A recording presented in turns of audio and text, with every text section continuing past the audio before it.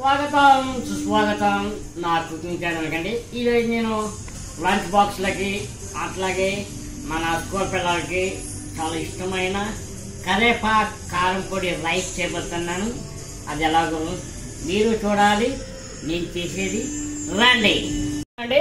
Stove వెలిగిద్దాం. ఇప్పుడు కొద్దిగా oil వేసుకుందామండి. ఇప్పుడు కడాయి హీట్ ఎక్కింది, వేద్దామండి. కొద్దిగా తాలింపులు ఎగుతున్నాయండి. ఇప్పుడు ఉల్లిపాయలు పచ్చిమిరకాయలు వేసుకుందాం. ఇప్పుడు ఎగిద్దామండి ఉల్లిపాయలు పచ్చిమిరకాయలు ఇవి వేసుకుందామండి. కారం తక్కువ పడితే తర్వాత వేసుకోవచ్చు.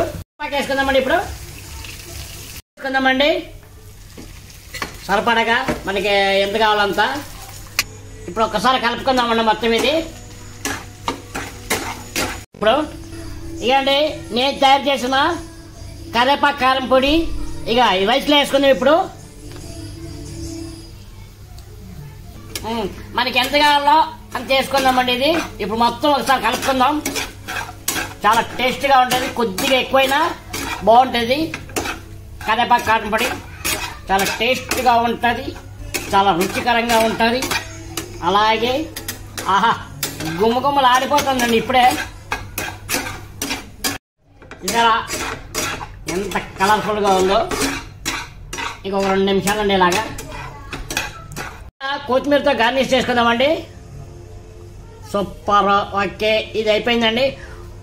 ఒక్క నిమిషం, ఒక 2 సెకండ్లు మూత పెడదామండి. ఎందుకంటే కొత్తిమీర ఆవిరికి మెత్తగా అవుతుంది. ఆ టేస్టే అలాగుంటుంది అనమాట. సూపర్గా కలిపేద్దామండి.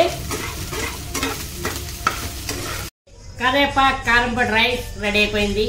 టేస్ట్ ఎలాగుందో నేను చూసి ఆ తర్వాత మీకు చెప్తాను.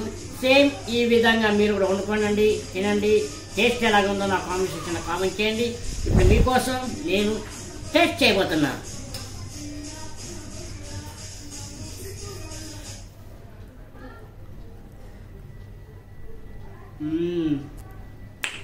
సూపర్గా ఉందండి. వేడి వేడిగా ఇది ఏ ట్రైన్లో అయినా సరే ట్రావెలింగ్ చేసేటప్పుడు ఇలా చేసుకోండి. చాలా బాగుంటుందండి.